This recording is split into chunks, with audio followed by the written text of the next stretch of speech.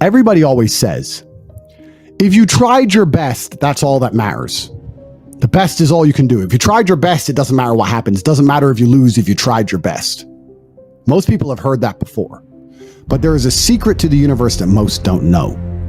If you actually try your best, you can't lose. Not pretend to try your best, not try your best 90% of the time, not try your best with excuses. If you genuinely try your best all of the time, all day, every day, it's impossible to lose.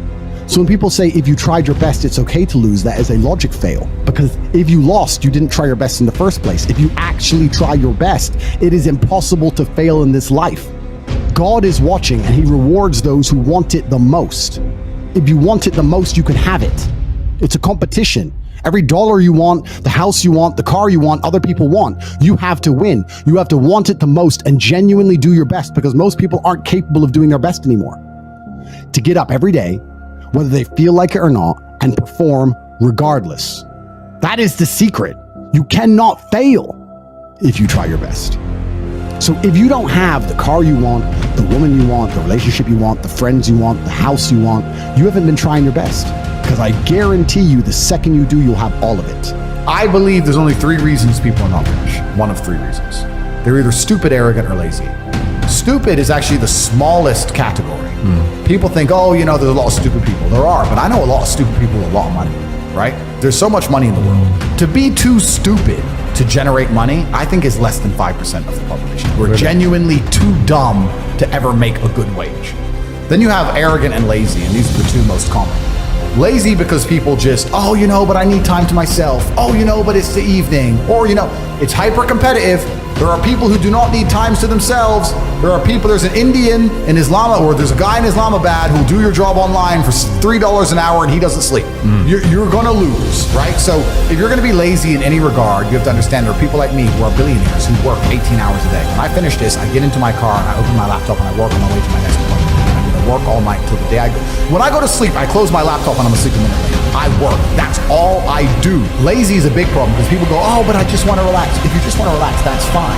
But you're competing against people who just don't want to relax, and you're going to lose.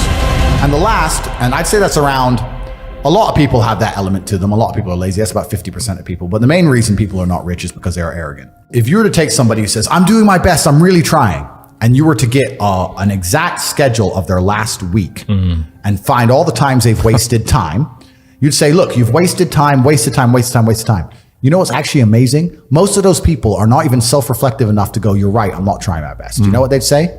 Well, I have to rest sometimes. I have to have a social life. They'd be so arrogant because they're arrogant. I had to do my Facebook. Yeah. No matter, you'd even show them, here's where you fucked up. Well, you know, I have to, oh, you're crazy.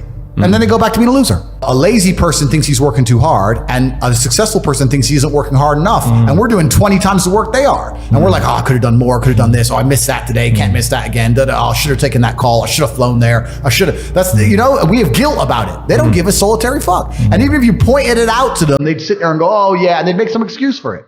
It's the brutal arrogance of people. Perhaps 50, 60 years ago, you could be a normal man with a normal job, have a normal life and a normal wife and a normal house and a normal car and be happy. But the world we are now living in is proving that being a normal man is nothing more than slavery. Being a normal, law-abiding citizen with a normal income and a normal wage and one passport and a normal wife is going to leave you depressed. Sooner or later, it's just going to leave you and you're going to end up fucking suicidal and miserable. This is what I don't understand about people, especially men in the world today. Why are they so worried about being afraid? Why are they so worried about, I was afraid every time I fought. Yeah. I fought anyway. Yeah. Like, I don't let fear guide what I'm going to do. I do what I'm supposed to do regardless of how I feel. So I don't see anything wrong with feeling fearful. I don't see anything wrong with feeling stressed or under pressure or anxious. All these things men are trying to get rid of. And I talk about men specifically. I gender this because I'm a man. I don't know how it feels to be a woman. But all these things that people are trying very hard to get rid of from their brains, I don't see why they need to leave. I will argue the point that if I feel anxious and pressured and stressed and fearful, I will get more done than if I was happy.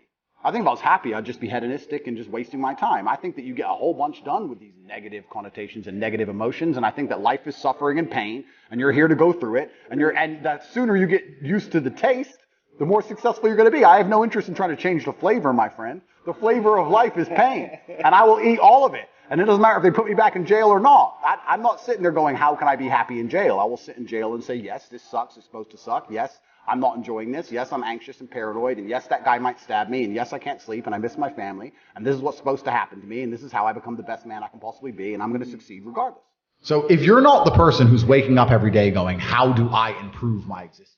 Then nobody is. Nobody on the planet is considering improving your one spin on Earth. No one else cares. Nobody else cares. So if you don't care, then you're fucked.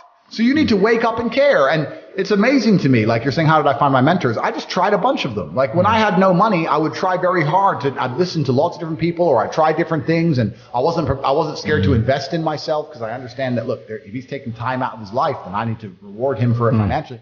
And I tried very hard, and I listened, and I paid attention, and I was never lazy. I don't believe there's a person on the planet who pays attention, tries their best, is never lazy, is on time, works hard, has a mentor, and is giving it his all, who isn't rich.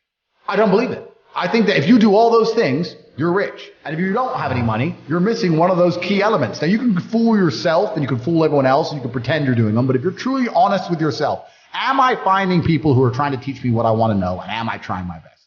And the answer is fucking no every time. For you to become rich and successful is going to require pain and suffering. And you have to understand exactly what your dream life is to make the pain and suffering worthwhile. Think about it. Have you ever been to the gym and seen a person in fantastic physical condition? They're strong, they're ripped, they're large.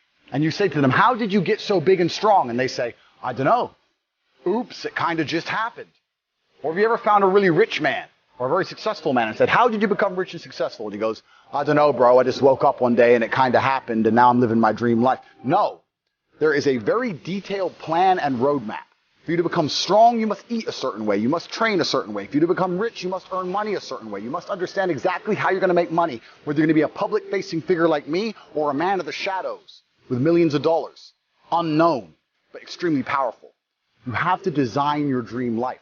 What house are you going to live in? Who's your woman going to be? Is she blonde? Is she brunette? What car are you going to drive? Have you even gone on the internet and spec'd your car? You can design your dream car right now for free on the internet, and you can choose the color. You can choose the wheels. You can choose the carbon. Is it a Lamborghini? Is it a Ferrari? Is it a McLaren? How much does it cost to the dollar? You talk about your dream life. You don't even know what your dream life is. How do you expect to get to a destination when you don't know where you're going? The last thing I am is a hater. If you make a bunch of money and you pull up next to me in a Lambo, I'm going to be the guy who shakes your hand and says, gee, boom, you escaped the matrix. Congratulations. Welcome to the free world. That makes me happy. I want all of you to win. I'm not a hater. I'm not out here hoping I get to win and you lose. If you lose, you deserve to lose because you didn't take action. If you take action, you will win.